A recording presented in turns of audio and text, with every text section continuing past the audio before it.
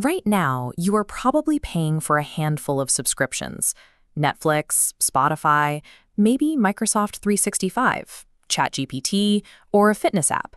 But here's a quick test. Could you list every single one of them right now from memory without checking your bank statement? If you drew a blank, you are not alone. Almost nobody can pass that test. We are quietly shifting away from a world where you purchase and own the products you use. Instead, the global economy has built a system where you merely rent access to them. The mental blank you just experienced is by design. It reveals how easily we have handed over control of our monthly budgets to a system that operates completely in the background. The tech industry used to operate on a very simple premise. Software was a tangible product. You went to a store, purchased it once, installed it, and used it for as long as you wanted. Even expensive professional-grade tools were sold as physical assets in a cardboard box. Once you paid for it, it belonged to you. Early streaming giants functioned through a hybrid system, relying on actual physical goods mailed to your house before transitioning to purely digital access.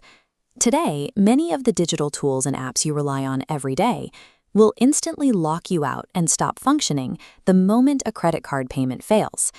The concept of buy it once has been replaced by keep paying indefinitely.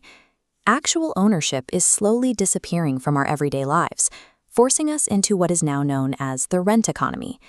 So why does a simple note-taking app or a weather tracker suddenly demand a monthly fee? The answer starts on the trading floor. Imagine you own a small coffee shop. If customers only show up randomly to buy a cup when they feel like it, your daily income is incredibly unpredictable. That uncertainty creates massive stress for any business owner. But if you can lock those customers into an automatic monthly payment, whether they drink the coffee or not, your revenue instantly becomes stable. This chart shows exactly how investors evaluate software revenue. On the left, a company making a one-time sale of 1,000 rupees from a single customer is often valued much lower than the company on the right, where a 100 rupee fee quietly stacks up to dwarf that initial amount. These recurrent payments smooth out the math. They make a company's future growth far easier to calculate and predict. Tech companies are forcing subscriptions onto consumers because modern investors severely penalize any business model that relies on one-off sales.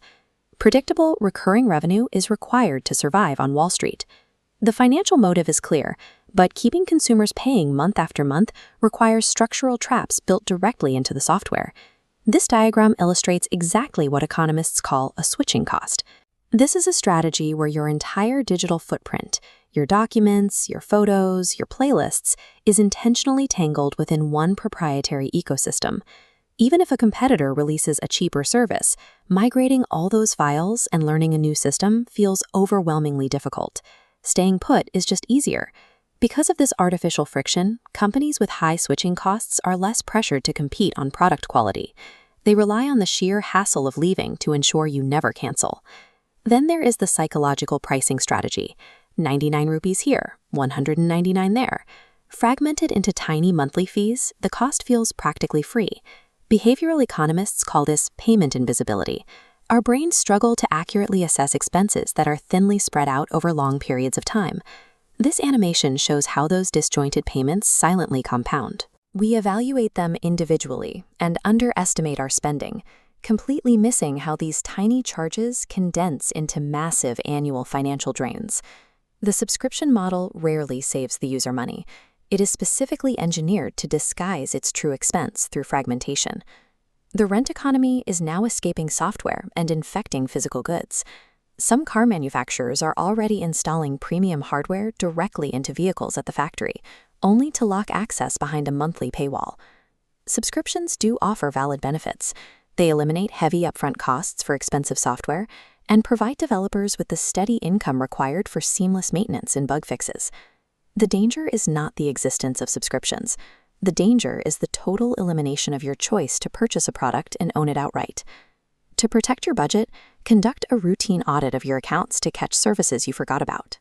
And before you start your next free trial, rigidly ask yourself, will I honestly still use this service 6 months from today? If every single one of your digital subscriptions triggered their renewal today, all at once, would you honestly keep paying for them? Or has the illusion of convenience blinded you to the cost?